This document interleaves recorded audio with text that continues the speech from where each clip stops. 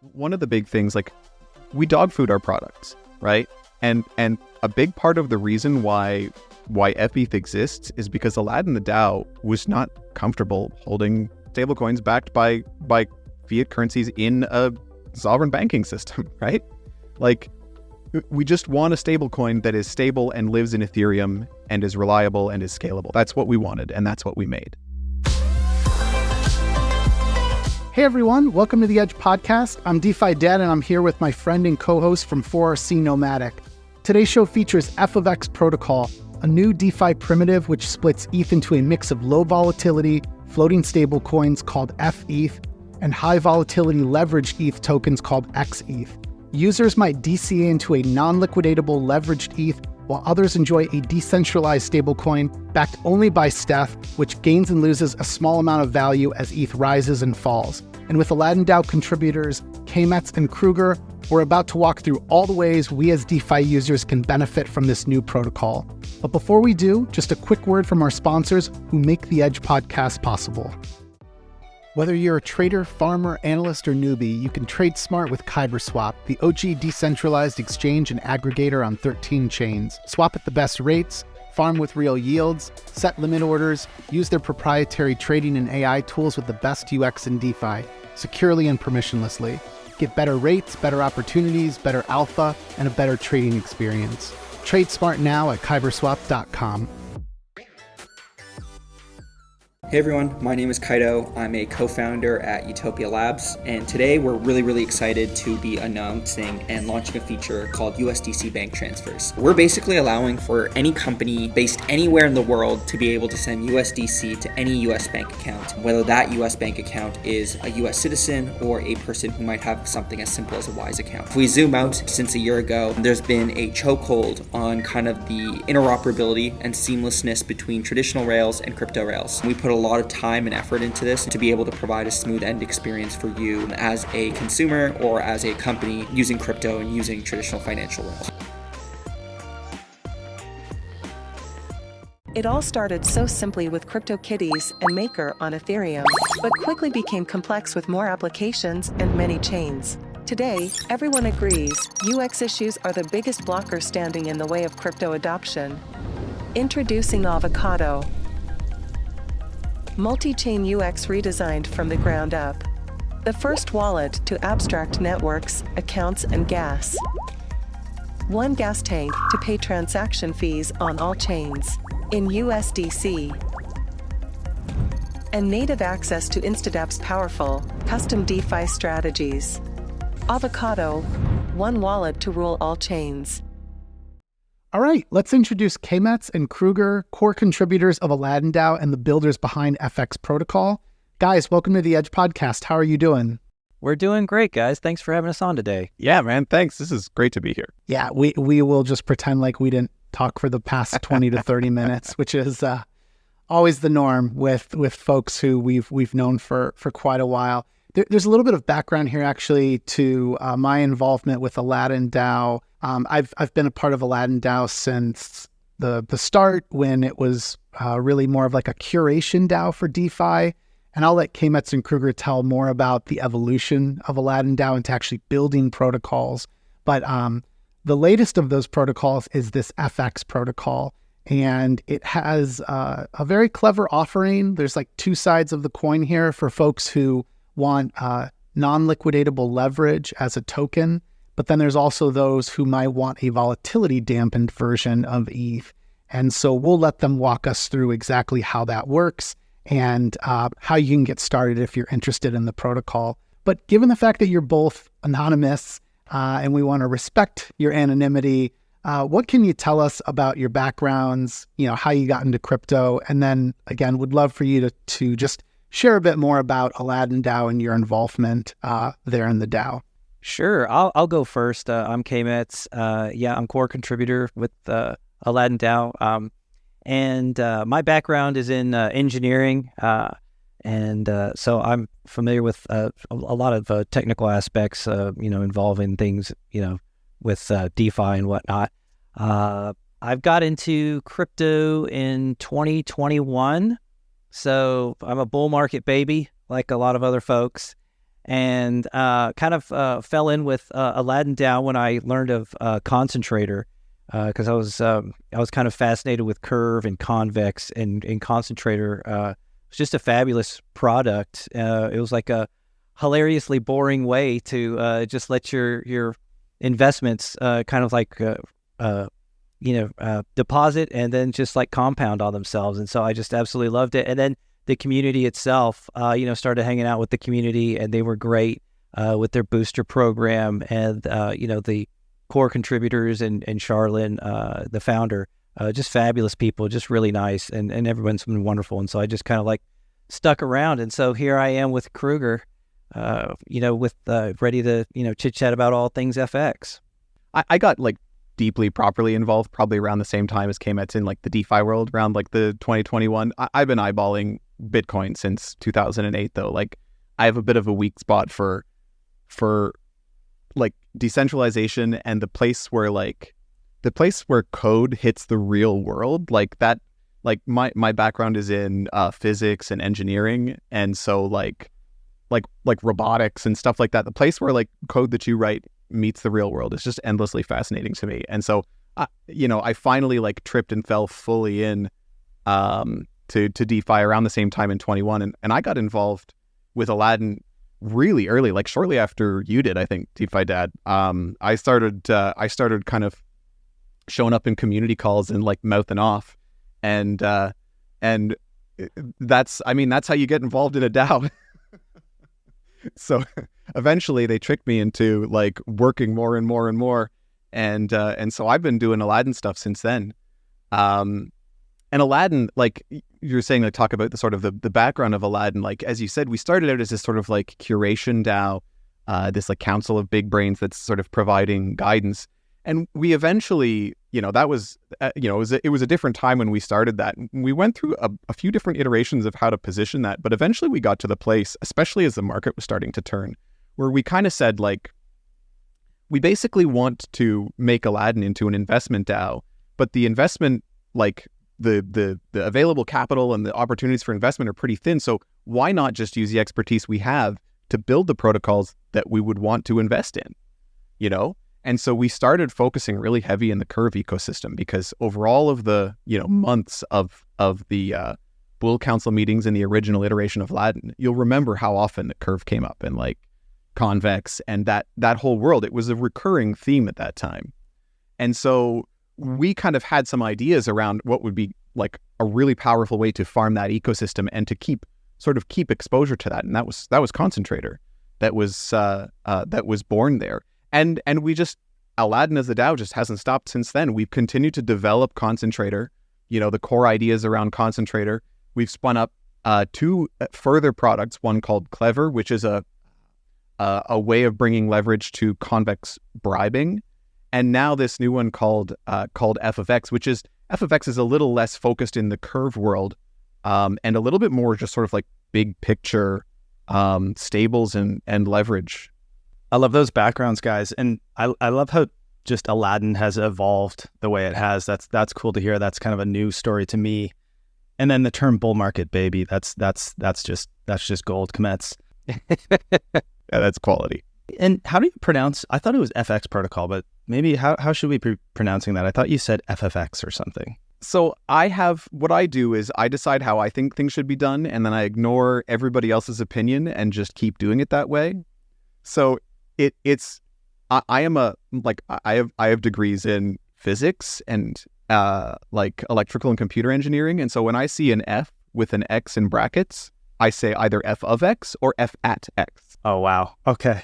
And I will die on that hill. Yeah, I think for the most part, people have called it function protocol. They've called it FX, F of X. Function protocol is a good one. We could have just agreed on using that language in the first place. I'm going to stay in my safe little lane of understanding and call it FX, but I love F of X for your reasoning. And on that note, I think let's just walk into what FX is and maybe the underlying motivations for building it. It sounds like there's kind of been a reason for building everything in AladdinDAO, and you've just built things that you wanted to use, but maybe one of you can expand on that. You want me to start it off, Crouguer? Sure. reflecting back, like March 13th of this year, was the big sort of the banking crisis in the spring, where Silicon Valley Bank failed, a couple other banks, but that incident affected USDC and a lot of the big stable coins, centralized stable coins in Ethereum. And as a DAO, having to pay finances, payroll, audits and whatnot, and you have like a stable of stable coins in your treasury, to see them drop by 12% is kind of horrifying. And it happened to a lot of them. And the only stable coins that you saw kind of like do relatively well in that event were the ones that were really decentralized and were sort of disintermediated from the centralized finance world. And so, I that's kind of where everything kind of springs from, and kind of Crouguer can kind of go into sort of the evolution of how FX kind of comes from that. Yeah. So we looked at we looked at these decentralized stablecoins that Kmets was talking about, and one of the things that we saw that was kind of lacking in that world was real scalability, right? The ability to really, a lot of the best decentralized stablecoins are minted with a collateralized debt protocol, like a CDP, right? And so you bring your ETH over, you put a whole bunch of ETH in as collateral, and then you borrow stables against that. But as the person who's minting that, the ETH is still mine. And so I still have full exposure to that ETH and full exposure to the volatility of ETH, which is, by the way, amazing. Like, that's a great product when you want to be able to access some of the value of your ETH. But it doesn't really work if I want to have just stables. Like, if I just want to mint stables because there's demand, like I have demand for stables. And so the idea of fETH is essentially to create one huge CDP that everybody joins in together. And then the people who are borrowing, those are the people who are holding what we call fETH. That's a fractional ETH.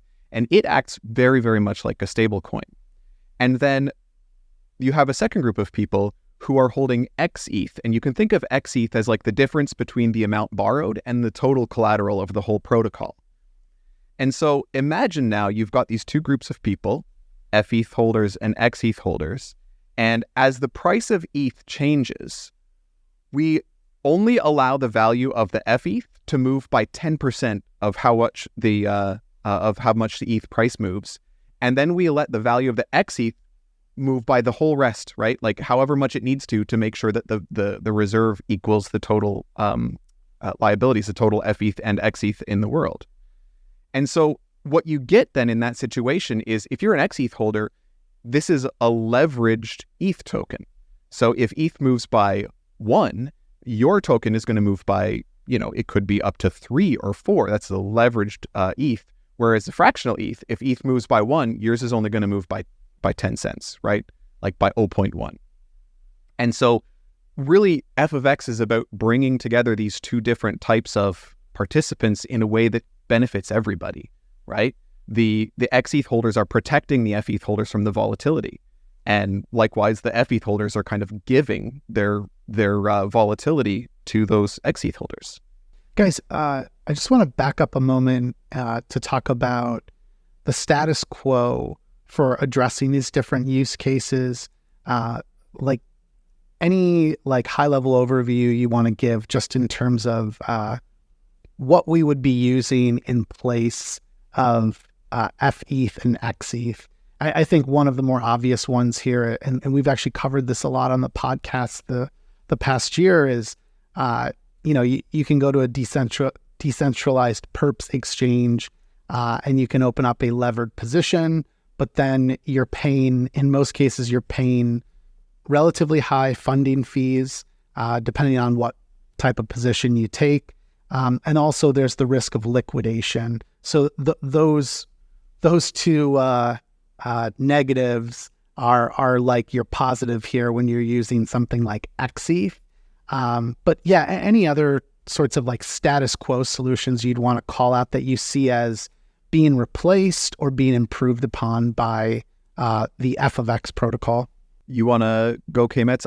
You go take this, and then I'm going to say a few words about xETH and how it's for people who don't like perps. Yeah, sure. So to start off with, so for a product like fETH, our stable-ish like product, the real world equivalent of that would be if you held a position that was 90% of a decentralized stablecoin, like say LUSD, and then 10% of ETH. But you would have to hold both of those positions, like in your wallet or however.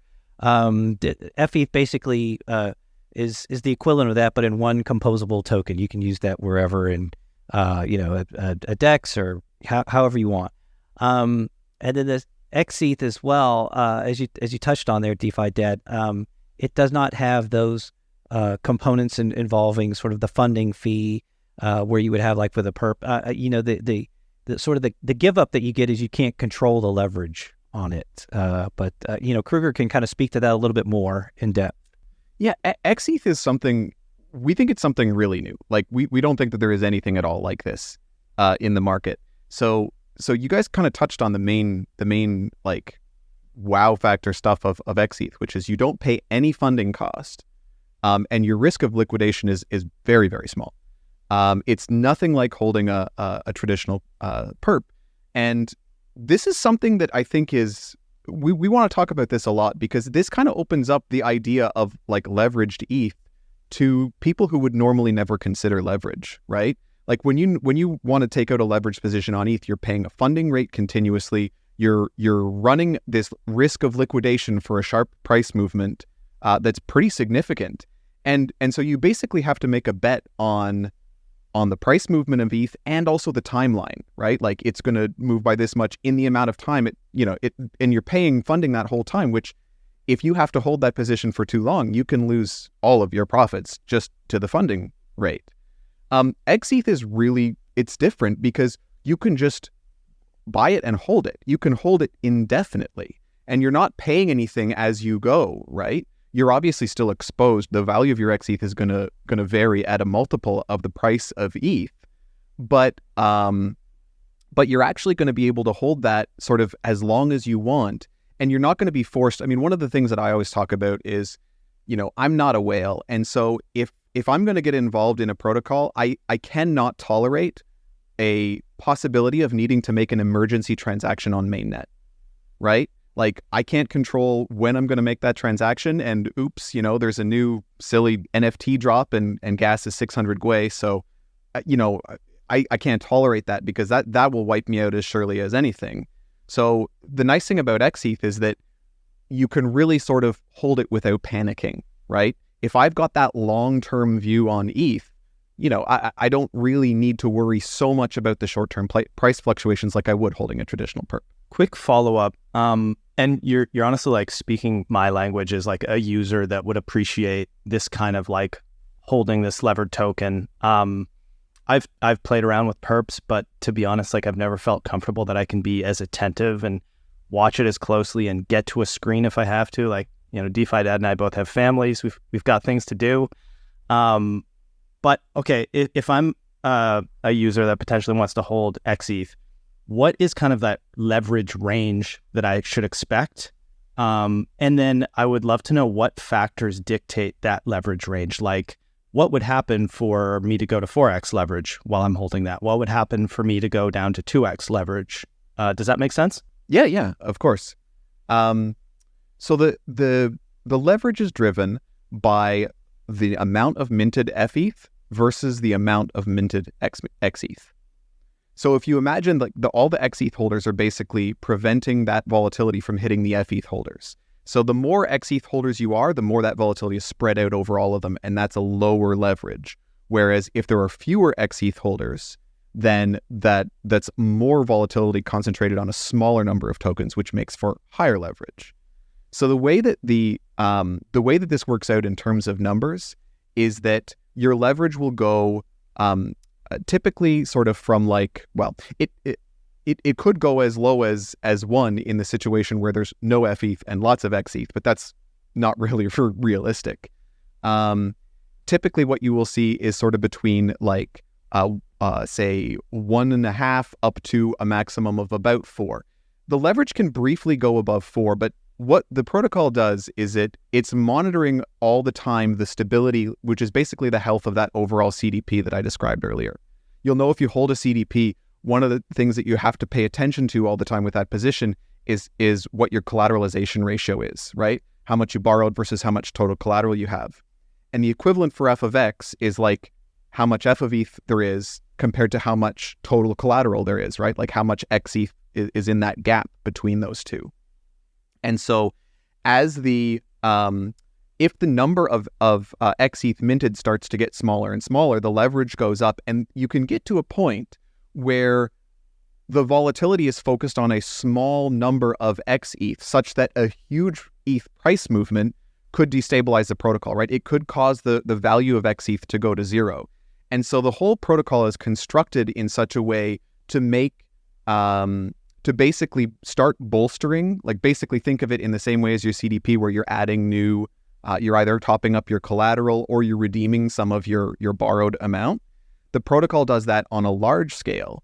And so we've done a lot of work to like characterize the possibilities of like ETH price changes. And so we did a pretty comprehensive value at risk calculation to determine like what's the size of ETH, the maximum sort of ETH price drop that we should see in the 95th percentile, the 99th percentile. And like once the protocol gets to a place where there's like a 0.1% chance of a highly disruptive event, it immediately responds and starts and starts reacting in this what we call stability mode. So at a collateralization ratio of 130, what happens is depositors in the rebalancing pool, and I know we'll talk more about the rebalancing pool soon, but depositors in the rebalancing pool, the fETH that is in the rebalancing pool will be redeemed for staked ETH from the reserve, right? And when you redeem staked ETH from the reserve, you basically push that collateralization ratio back up again, right? Simultaneously with that, we're just rolling out an update to the backend code that is going to offer minting incentives from the treasury for xETH. So basically, if we get into this situation where the protocol is like, there's not sufficient xETH, then we'll start offering these minting incentives on xETH, which will give you like an 8% bonus right out of the gate. What we've seen in practice though, because we've, as you guys know, the last few weeks we've seen a little bit of price action movements on ETH. And so far, in terms of how people have used the protocol, there hasn't been a lot of people bailing out of xETH in the, what looks like a negative of market condition. People seem to be pretty comfortable to just sit on it, right? Probably down to the no funding fees and the low liquidation. That kind of jives with what I would think too. It's like it's also like that idea of like, well, I'm leveraged down already. Why would I sell the bottom? I'm going to hold through. It's not costing me anything. Yeah, or add to your position as Kmets will. Yeah, exactly. Okay, so something else I want to ask you is like, what are you seeing currently? Like, are you seeing more people going for fETH? Are you seeing more people wanting to rush into xETH right now? Obviously, this is going to be very dictated by the price action we're seeing in the market and people's risk appetites. And I think risk appetite will probably increase and people will probably be driven to xETH as we enter, hopefully, a new bull cycle. But what are you seeing right now? And then I guess if fETH is the driver of leverage for xETH, do you have ways or methods or thoughts of incentivizing adoption, I guess, of minting of fETH? Like, could it, like, xETH doesn't seem to have the right, obviously, archetype to be used in other borrowing and lending protocols because it's probably too volatile. But something like fETH, is there any thoughts in trying to get that introduced as like something that people could borrow against? Does that make sense? Yeah, I'll take a stab. There was a couple of questions in there, and I'll take a stab at the first couple, and then Crouguer, maybe you can talk a little bit about the xETH, the component of it. But as far as what we've seen in terms of demand for the protocol, it's been very healthy. It's kind of like sort of ideal. Like right now, it's at a little over 150. It's been fluctuating between about 150 and 160% collateral reserve. So, no danger of any of the stability modes kicking in or anything like that, even though we've had like some pretty healthy price drops on ETH. Part of that just comes from, like you were saying, like, it's if you're holding on to xETH, it's not really costing you anything. You're just holding on to it. It would be like holding on to any other degen token that's going down. But one of the interesting things about why there would be any sort of demand for xETH in a bear market is you can basically super duper dollar cost into an ETH position, because I think right now it's down about 25% of its price from Genesis, whereas ETH is only down something like 10% and so you can now purchase ETH at an even larger discount than you were previously, so that when it starts to recover, it's because the leverage has increased since then. It's now going to kind of shoot back up at a faster rate as well. So that kind of answers your first question of sort of like the health of the protocol and what's sort of driving people to invest in either of those. So really, in a bull market or a bear market, there's a case for people to have an interest in either one of those. That was one of the big questions we had really at the beginning. Is like, what is the demand for something like xETH going to look like when market sentiment is down? And it seems pretty obvious when people are like bullish and excited day to day. Although maybe when they're crazy bullish, they'd rather go do like a 50x perp bet or something like that. But like, it's been very stable so far, and the protocol is young. So there's a limit to how much we can learn just in the the few weeks that we've been operating. But just to follow up on what Kmets said, just for your interest, about 63% of the value is in fETH right now of the total reserve, and 36% in xETH. So basically, those 63% are essentially holding their stablecoin, and the 36% are getting their leverage. Leverage is sitting at about 2.6 right now. To answer your question about fETH, like ultimately, one of the big things, as I mentioned earlier, is that fETH can scale. Like when you want a stable, you can come and mint some right away. You get it, it's available immediately, and so we really see fETH as potentially taking a place in every way that you would use a stablecoin that you trust, right? Obviously, that's got, there's a long bridge between, launching this thing and proving it out and getting to that place where it's just sort of ubiquitous, Ultimately, we're aiming pretty high here, right? Like we told you that this was born in the USDC DPEG.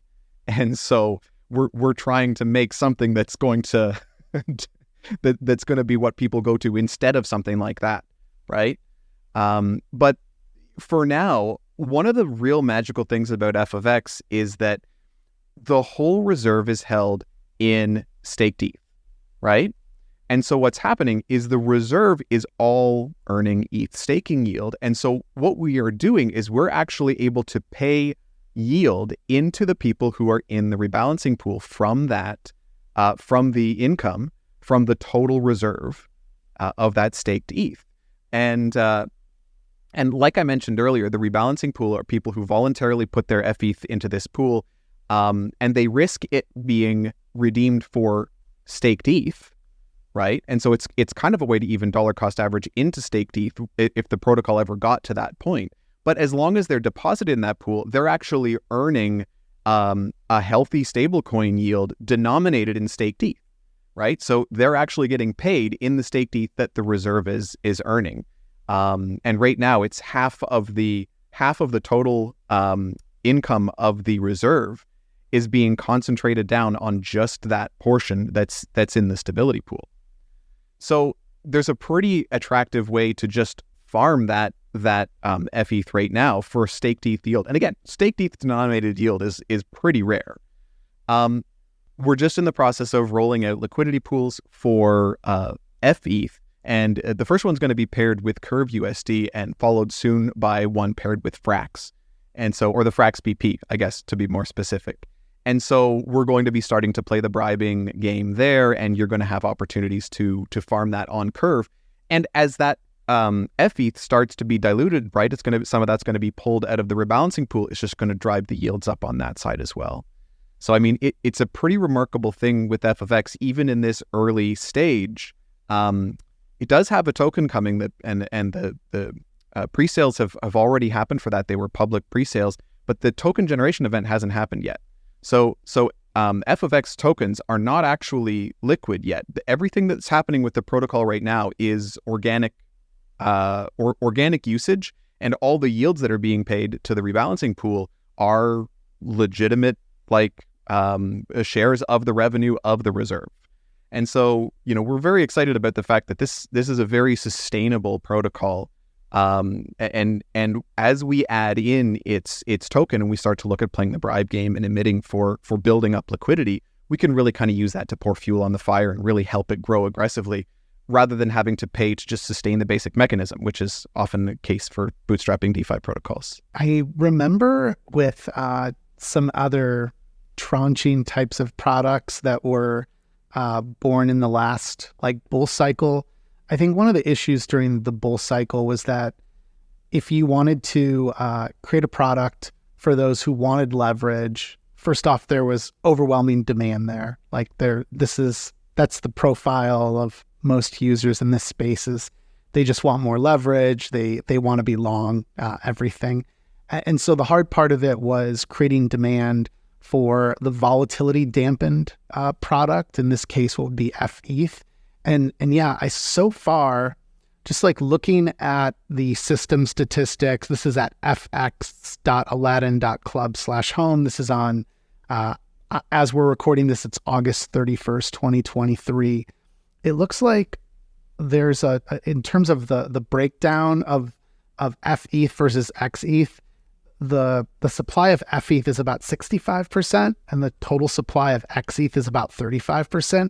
So am I understanding that there is actually more, there's more demand, there's more folks who are currently holding the stable version, the fETH versus xETH, even though I would argue we are probably starting to pivot into, or we're already in some early beginnings of of a bull market? Yeah, it's kind of interesting to look at that. And honestly, maybe Crouguer, it'd be good to get you to weigh in as well, but it's kind of hard to determine based on those ratios what the demand is for either one. I mean, obviously, we've been in mainnet beta and we had a 1,000 ETH cap to start off with. And so the protocol launched on August 3rd and we hit the cap about 2 weeks later.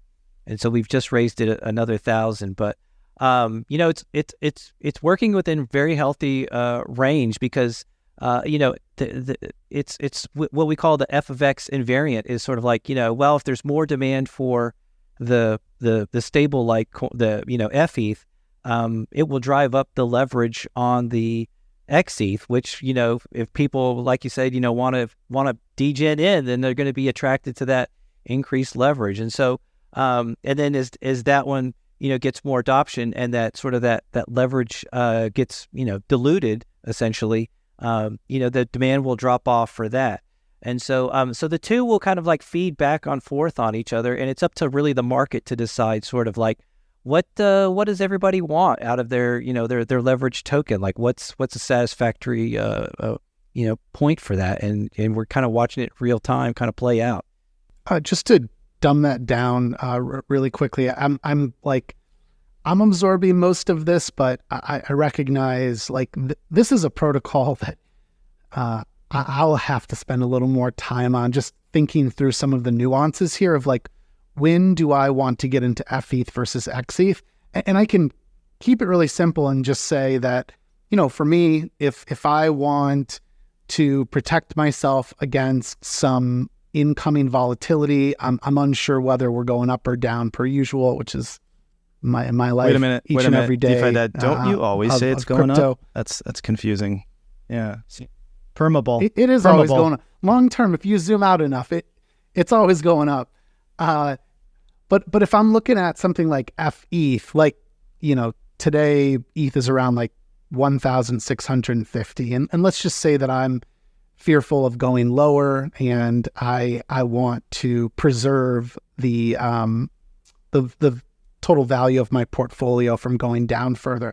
fETH looks like a great option for me versus someone who's looking to, let's say, DCA into more ETH exposure without having to worry about being liquidated, without having to worry about funding fees.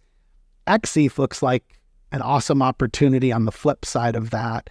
The tug of war, though, between these two, we need more folks minting fETH in order for there to be leverage available for xETH holders, right? And we need the xETH holders in order for the fETH holders to have that ability to have a more, to have a more scalable amount of fETH that they can purchase. Am I dumbing that down correctly, or anything there I'm saying that's incorrect? I mean, I think you can push it even further. Use fETH anywhere you use a stablecoin, right? You use it. You can trade in and out of it like you would trade in and out of a stablecoin if that's what you want. You can also, one of the big things, like, we dog food our products, right? And a big part of the reason why fETH exists is because AladdinDAO was not comfortable holding products, like it wasn't comfortable holding stablecoins backed by fiat currencies in a sovereign banking system, right? Like, we just want a stablecoin that is stable and lives in Ethereum and is reliable and is scalable. That's what we wanted, and that's what we made. So the fETH is really like, I don't know about you, but I tend to hold some stables just to sort of like have it as dry powder, if you like, or be ready to not have them at risk when I get a huge tax bill or whatever.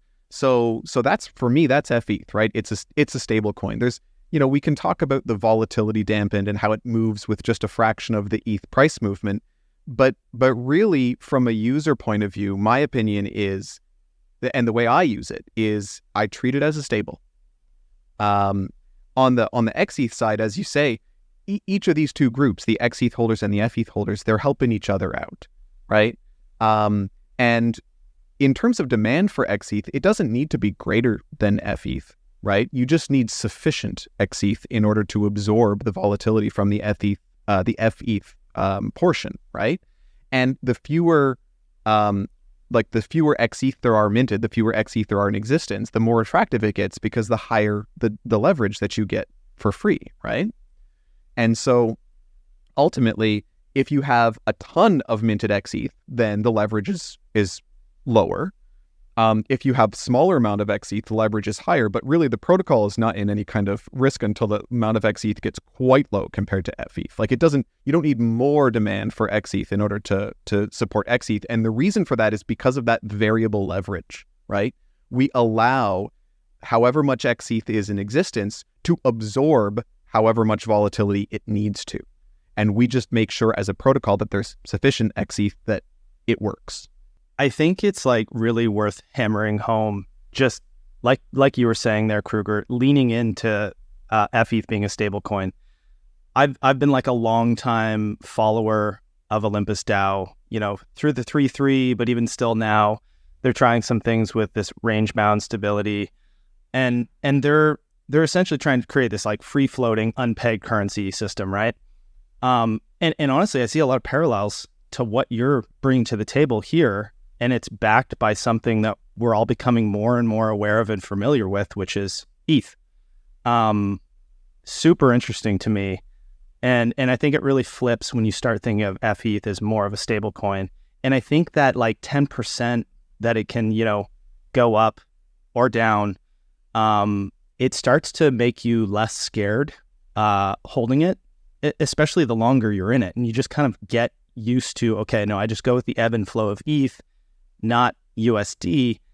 And to the point about USD, like, that's something that I think you mentioned this in your FAQ, is losing purchasing power over time as well. You can think of it like this same mechanism could be used to make just a pure USD stablecoin, right? Rather than sending 90% of the volatility, you send 100% of the volatility. But we have some philosophical reasons for going this way, right? I kind of mentioned it earlier, where it's like, this is, we think the Ethereum ecosystem deserves a real Ethereum native stablecoin. And so having that 10%, it still gives you some of that exposure to the long-term growth of the crypto world. If that's, this for ETH bulls, obviously on both sides of the coin. This is for ETH bulls. But you're exactly right. Like thinking of fETH as that stable coin, just to give you some context, like right now, xETH per token is down to 80 cents. It minted at Genesis, it was $1. So you can see, like, overall, we've had a pretty big price drop since Genesis. fETH is at 0.993, right? Like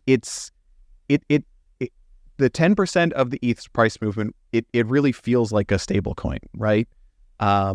It's not a roller coaster on fETH. And so, well, we've got those, like that story to tell of why are we doing this 10% volatility thing. Ultimately, what we've made here is a stable coin. Just can't use that terminology exactly because it becomes confusing. Guys, one thing to go back to, you mentioned the variable leverage.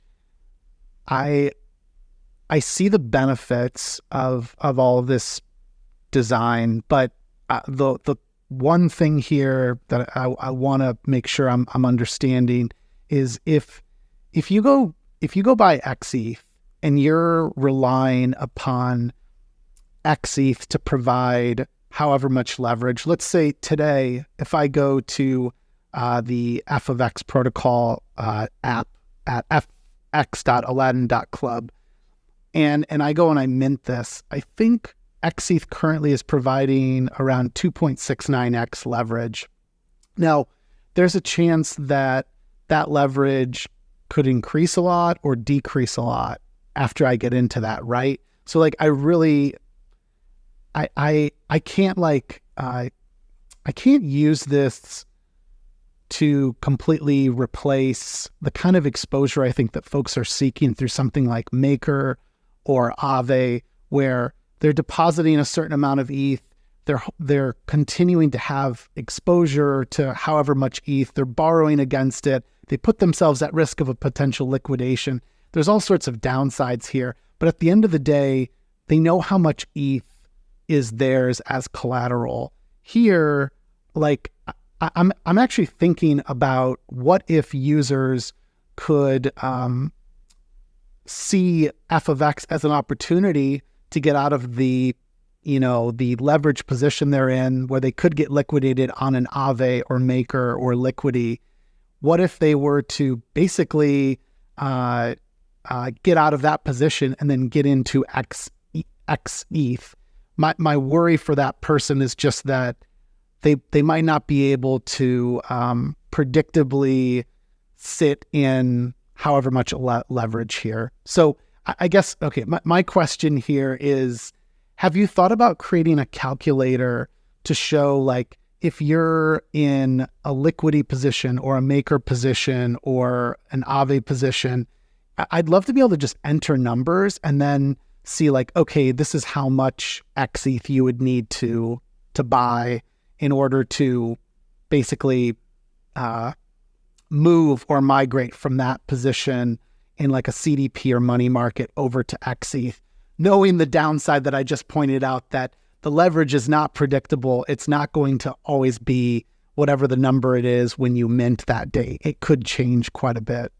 Yeah, I think you're right. Like, I think something like that would be great to just, because as you mentioned, like when you're creating a leverage position using like a CDP, you've got, the higher you push the leverage, the more you push the risk, right?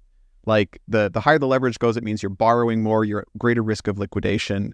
Even if you're borrowing somewhere there's not ongoing like interest fees, like a Liquidity, that saves you that side of it, but you still have to monitor the health of that CDP all the time.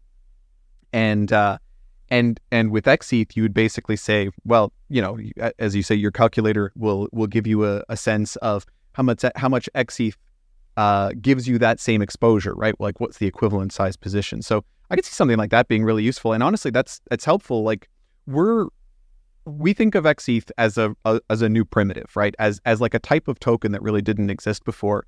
And a big part of where we're focusing our efforts right now is just like talking to as many people as possible and understanding how would they want to use it, and what can we do to help them understand it, right? Help them understand, holding this xETH position, your risk of liquidation is much lower. And by the way, I keep saying low risk of liquidation instead of zero risk of liquidation because, you have a situation where if there was like an insane ETH price movement, there is a situation where you can exhaust all that xETH. And rather than a liquidation, it's basically like the price of xETH goes to zero, right? And the whole protocol, as I described earlier, is built in a way that prevents that from happening with the stability pool and the minting incentives. And it also kind of depends on a very unlikely scenario in the first place. But ultimately, holding that xETH, as you say, the leverage can change, but it's in general, we tell people, it's between 1x and 4x. And we're going to learn more as we watch the protocol evolve. Certainly since inception, even through the movements that we've seen, the leverage has stayed pretty consistent, right? In the 2.5 range. But to be fair, you can go all the way down to 1 and all the way up to 4. But down to 1 would require there to be no fETH minted at all, right? And even if nobody else holds fETH, AladdinDAO is going to hold fETH.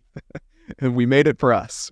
Guys, I meant to ask you this earlier in the pod, but can you just walk us through the user flow quickly? Like somebody shows up to fx.aladdin.club, and how do they get into one of these xETH or fETH? How easy is it to jump into one of these products?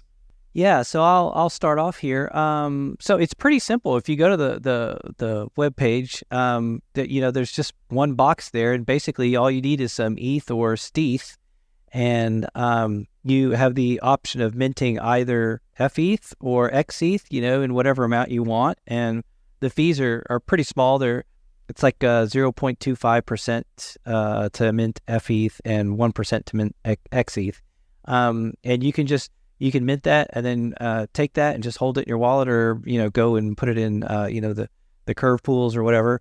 And then if you want to redeem it, it's just the exact same process but in reverse. So if you have fETH in addition to minting it and just holding it or putting it in a curve pool, you can also have the option of putting it in the Rebalance Pool. And so the Rebalance Pool, as we've talked about a little bit earlier, is basically sort of like the protocol's insurance policy. And when you deposit your fETH into the Rebalance Pool, you're basically sort of making a deal with the protocol that's like, okay, well, you can deposit into here, and as long as you have your fETH in here, you can collect the stETH emissions from everybody's deposited staked ETH, and so whatever your share of that is, you collect the stETH emissions, and right now it's at about like 5.27%. So it's basically like single-sided staking your stablecoin to get this stETH emissions, and you have to keep it in there for a minimum of 2 weeks in the event that there's a price drop in ETH, and we have to launch the fETH out of the Rebalance Pool and turn it back into stETH, but that goes back to the users as well. So that's pretty much, from a user's perspective, about all there is to the protocol. It's not, from a user's perspective, complicated at all. It's just the understanding of the system itself. And then just on the Rebalance Pool, so I think I'm on the site. It's like around 5.29% is the rewards for putting your ETH in the Rebalance Pool, and that's pure stETH rewards, right? Like, is there any other fees that are collected on like the minting of xETH or fETH that are also sent to that reward APY, or is that purely just the stETH rewards? That purely comes from the ETH staking rewards from the stETH, and that's kind of the secret sauce here, right? Is you have a farming opportunity that as Kmets mentioned, it's like single staking it, and that's kind of important too, because a lot of your farming options, even if you're farming in an LP, you're taking on extra layers of risk there too, right? Like you're taking on risk of all the AMM code, which we have unfortunately seen is even the best stuff can be subject to surprise issues that come from deep in the past. And so there's an extra layer of risk in even a stable LP farm. So in terms of the stability pool, I would argue that it's a one less layer of risk than farming your fETH, in the future in Curve, where it'll eventually be liquid. But ultimately, it's just it's an attractive yield denominated totally in staked ETH. As Nomadic pointed out, I feel like you created 2 brand new products, and they should appeal to anyone who's like really wanting to get more ETH exposure and avoid, I'll call it somewhat compromised stablecoin types of exposure. Well, this is a good place for us to probably wrap up. I want to remind listeners that first off, they can learn more about the fETH protocol by going to fx.aladdin.club. Second, they should follow the fETH protocol handle on Twitter. That's at protocol_FX. They also can learn a lot by going to AladdinDAO. That's the handle on Twitter. And that's a great place to also check out some of the other interesting DeFi products that we referenced here, like Concentrator, which allows you to auto harvest and auto compound your curve and convex yields. And then, of course, you should follow Crouguer here at Crypto Crouguer. I'll show that all on screen there on Twitter. And you can also follow Kmets at Kmets_ on Twitter. Guys, thank you for taking the time to walk us through this. It's not an easy protocol to help us review. We really appreciate just, again, what you've created here. And I'm very hopeful that this is going to be a protocol that can scale into this upcoming bull market. But would love to give you the last word on this. Anything else that folks should be aware of or think of as a call to action to get involved in fETH protocol, or any other like alpha/milestones we can look forward to in the coming months? I think, if folks want to learn more, they're welcome to jump into the Discord. We're always happy to answer questions. So one of us is always there, helping folks understand it. It's not an expensive protocol to just play around with. The fees are pretty low. So, get on there on a weekend when the gas is low and mint you some fETH or redeem some xETH or do whatever you want. But I think once people start to play around with it and start to interact with it a little bit, it'll start making sense and become very clear. So that's kind of the hope. So, Kmets is right. Stop by the Aladdin Discord, and I would suggest keeping an eye on Aladdin. Like, Aladdin as a sort of a loose organization, as a DAO, has had incredible staying power. Like, this is a long time ago. DeFi Dad, you and I were talking about the early Aladdin days. Like, that was 2021, right? Like summer 2021. We're a persistent group, and we are constantly cooking stuff up. We are determined to be those people that build through the bear market and have awesome stuff ready to go when the market is ready to start being interested. And so by way of shilling Aladdin, I would say, come by and hang out and get involved. I'm living proof that you just need to show up and start running your mouth, and you can talk your way into getting involved in things. Another thing I think I'll mention is, like, we talked a lot about how this is great because it doesn't require emergency mainnet transactions, with the implication obviously being mainnet transactions are expensive and brutal, even in the bear market. We are looking at, by way of a little alpha leak, we are currently looking at options for L2 deployment. We are talking to several different groups right now, and this model is something we think can be very straightforwardly deployed to an L2. And the way that we would probably do that is we would deploy separate fractional and leverage, so F and xETH tokens, that would be native to the L2 that we deploy on, right? And so they would be backed by their own. There would be it wouldn't be a question of like bridging tokens from mainnet, like bridging F and xETH over from mainnet. It would be a separate reserve, with the only difference being that any revenues that the protocol harvests that are not paid for stability on that L2 would ultimately accrue back to FX, the protocol, and its token holders. Thanks everyone for tuning in. If you're a talented founder or developer, please consider reaching out to our team at fourthrevolution.capital. And for future episodes of the Edge podcast, please check out our link tree at edge_pod.